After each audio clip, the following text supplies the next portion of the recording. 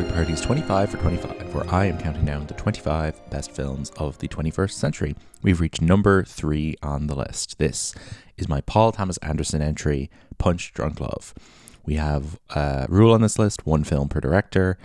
Paul Thomas Anderson, obviously one of the toughest directors to make that call for, a man with enough great films this century and in the last century that basically any two people's lists of the best films of the century could include a different film of his. For me, though, pretty unequivocal, Punch Drunk Love is his 21st century masterpiece. I think that Magnolia is his very, very late 20th century masterpiece, 1999, that came out. I think I'm in the minority on this, thinking this is his best film this century. I think the cultural consensus tends to gravitate around There Will Be Blood, around The Master to a slightly lesser extent, towards Phantom Thread to an even lesser extent, and probably now from many sides coming towards One Battle After Another, which is very recent, came out 2 months ago, but is already seemingly kind of being treated with a certain degree of reverence and is probably on course to win him his first Oscar. So we're talking about a filmmaker here that is very much at the center of the American film canon in the last 25 years.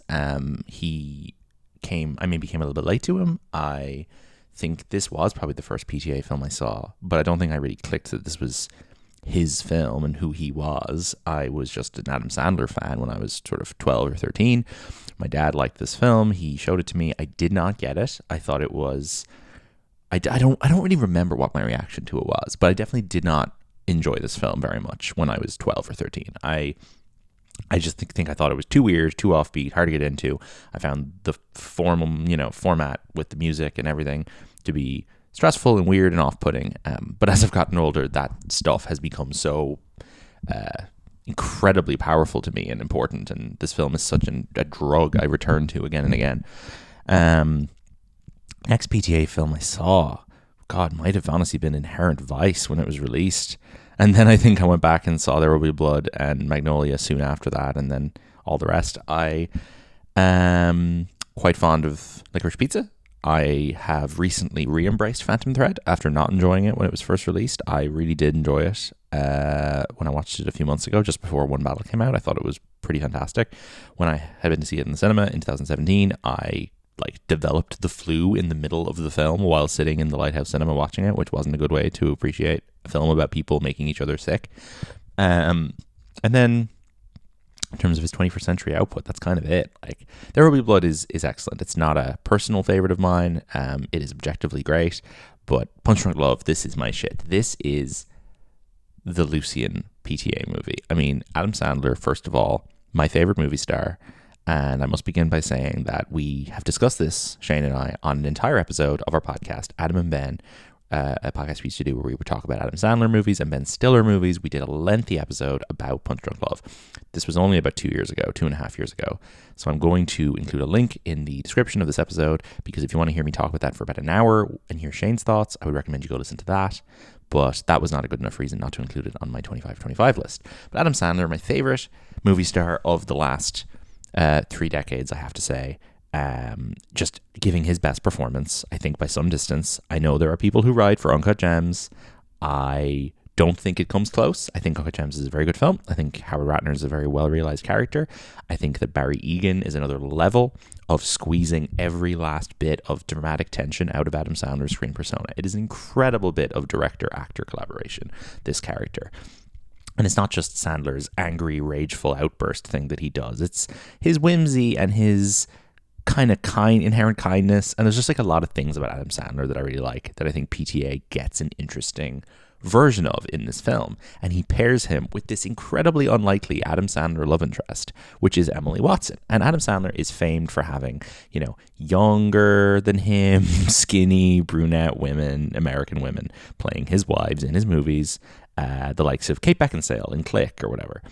And Emily Watson is English woman, age appropriate, is an actress I really like because she, I think, has a real normal thing going on that she manages to subvert into something strange. And I think there's an interesting pair of British actresses, which is her and Samantha Morton. They both have this thing where they kind of look like an English woman that you would walk past on the street, or that would be working in your local deli or whatever. Very kind of like traditional English faces, and then they have this like very offbeat kind of personality buried beneath that they're able to get across on screen. And I think that putting someone like that opposite Adam Sandler just creates this incredible force of energy that this movie has of like two weirdos who find each other. And it is beautiful. And it's a film about a weird guy who doesn't understand the world around him. And he has control of certain elements of his life, like his toilet plunger business and his pudding coupon scam that he's pulling. But he has no control over other elements. And his life starts to basically fall apart before his eyes when he gets blackmailed by a phone sex line that he has called up. Maybe I should call back and talk to your girlfriend. Maybe it'd be better to ask her for the money. It could be really easy, you know, Barry. I have all your information. I have your credit card information, all of your billing Okay, no, stuff. thank you. And Barry basically has to kind of confront the dark forces at work in the world while also pursuing this new potential love that has entered his life, which is Emily Watson, who is introduced to him by his sister, one of several sisters that are constantly pestering him and stressing him out. He's the one boy of the family. There's loads of girls and they all drive him nuts. And his sister introduces him to Emily Watson. There's this girl, this friend of mine from work, who I think is really cute and really cool, and I want you to meet her. So I was thinking about bringing her to the party tonight. What do you think?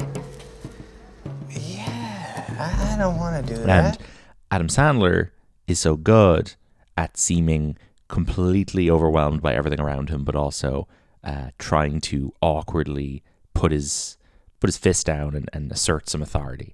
And a great example of this is maybe my favorite moment in the film, which is when he's out for dinner with Emily Watson, and she brings up this like story that her sister has told her, which, you know, was told in the context of being a funny story, but it's obviously like evidence of some of his like anger issues and some of his like undiagnosed problems that he has.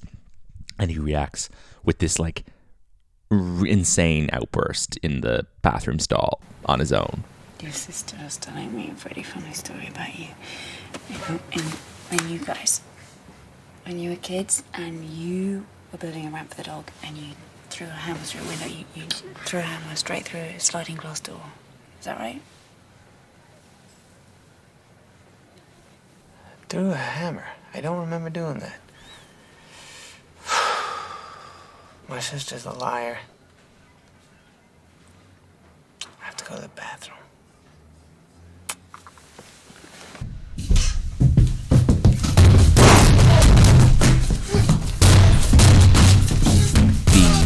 The kind of secret, hidden pain of this character is only really shown to us in a few particular contexts. But the first time he ever lets it spill out, I suppose, is when he confronts his sister's husband, who is a dentist, I believe, at the family party, and basically kind of mistakes the dentist for a medical professional who'll be able to give him mental health advice. I sometimes cry a lot for no reason. But this film never veers into being like a quote-unquote men's mental health movie or like some sort of very kind of sanctimonious thing about a man suffering. It is like incredibly fun and lively and moves quickly, and when it is moving or when it is telling you something about this man's suffering, it's doing so in a way that is like super, super engaging. I feel like it's colorful and animated and things are spinning and it's just shot magnificently. There's like insane like lights flashing in your eyes in every scene. Robert Elswit shot this movie, and like it just looks like this crazy like light show. Constantly we'll cut away to these amazing like art pieces that have been used with like these incredible weird colors by Jeremy Blake, which is amazing. And then we have to mention, of course, John Bryan, the composer. And I feel like I've gone a few episodes of this series now without talking to John Bryan. He did the music for Eternal Sunshine of the Spotless Mind. He did the music for Lady Bird. He is one of the great film composers of modern times. And I feel like he goes really underappreciated. And he was just absolutely killing it with independent American films in the early 2000s. And his Punch Drunk Love score is maybe his magnum opus. Like, this is an unbelievable score that I own on vinyl. And my goal is to get this limited edition record that I own signed by all of the cast and filmmakers of this film one day. I have met Emily Watson. I met her in 2023. And very awkward interaction, but I don't regret it. She was at an event I was working at, and she was literally just standing staring into space on her own for like 20 seconds. And I was like, well, this is the best opportunity I'm ever going to have to talk to Emily Watson. So I went up to her and introduced myself because I was, running the event that she was at. And I said, I absolutely adore Punch Drunk Love. It's one of my favorite movies. You're incredible in it. So just wanted to let you know. And she just kind of went like, oh, thanks. And then kind of like looked off in the other direction, and I left her alone. Very peculiar person. I found it a very funny interaction. No, like she's well within her rights to be weird and awkward when a fan approaches her, but she was literally just staring into space. She seemed like a very funny character. I have a lot of respect for Emily Watson. I think she's great. The other person in this movie that absolutely adds so much is, of course, Philip Seymour Hoffman, one of PTA's guys. He plays the sort of gangster mattress shop owner guy who runs the phone sex scam that Barry has fallen into, the blackmail scam. And there's two incredible moments with him. One is when Barry calls him on the phone and he has this like iconic reaction to Barry's threats. You understand me, sir? You're sick. No. Shut up! Shut the fuck up! You have no right to take me. Shut up! Will you shut up? Shut up! Shut up! Shut up! Now! Are you threatening me, Dick? Then at the climax of the film, Barry confronts him in his mattress store and has this incredible moment where he goes face to face with him. I'm a nice man. I mind my own business. So you tell me that's that before I beat the hell from you. I have so much strength in me, you have no idea.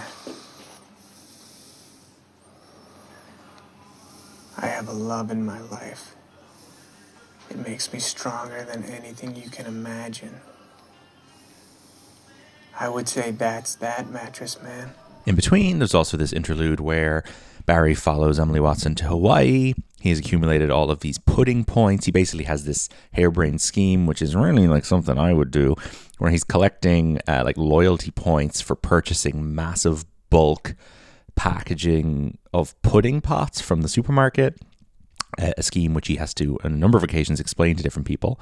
And he basically is like figuring out a way to get free air miles for his pudding. First I saw the teriyaki chicken for $1.79 and then the soup, which made a real deal. But to stumble across the pudding, it's just tremendous how most people don't look. They don't look at the fine print, Lance. Oh, my. So he ultimately uses his pudding points to get free flights to Hawaii to follow Emily Watson there, at which point they consummate their feelings for one another in a very funny scene where I guess it is kind of confirmed for the first time that Emily Watson is kind of just as much of a weirdo as he is in her own way. Face and I just want to smash it. I just want to fucking smash it with a sledgehammer and squeeze it. You're so pretty. I want to chew your face and I want to scoop out your eyes and I want to eat them and chew them and suckle them. And yeah, I just love this film so much. I think there's a beautiful romance in it. I think there's very colorful, three-dimensional characters amidst all of the chaos, and it's a perfect use of Sandler. It's a perfect PTA kind of visual or like audio-visual sensory overload thing. I mean, it's a magnificent piece of art that completely immerses you with the very loud music and the kind of wacky visuals. I'm using very basic language here to describe it, but it is just a film that I can just completely submit myself to and just be completely taken over by in all ways, and I adore that. You can hear me and Shane, as I said, talk about it for a full hour on our Adam and Ben episode, which I will put a link to. This movie received 0 Oscar nominations. It's simply too good for the Oscars, too weird. But I do think now it is widely loved and recognized as a great film. And certainly as Adam Sandler kind of creeps closer and closer to becoming a proper capital G great actor in the eyes of the culture. I mean, he's probably, hopefully, about to get his first Oscar nomination for Jake Kelly in, ironically, the same year that Paul Thomas Anderson is likely going to win Best Director for One Battle After Another. I think that people are starting to go back and go, yeah, like Punch Drunk Love was where this version of him started. Although I would argue that the version of Sandler that exists in Punch Drunk Love has very little in common with his Jay Kelly persona, and in fact has a lot more in common with just stuff like Billy Madison and Big Daddy. But you can hear my thoughts on that in 50 odd episodes of an Adam Sandler podcast that I've hosted if you want to hear about that. So thank you for tuning into this edition of the 25 for 25. There's only 2 movies left. Oh, what are they going to be? What filmmakers have I yet to discuss? You'll have to do some deducing there to figure out. But those episodes will be with you soon. Regular episodes of Boy Party drop every Tuesday at boypartypod.com. We'll be back soon. Bye-bye.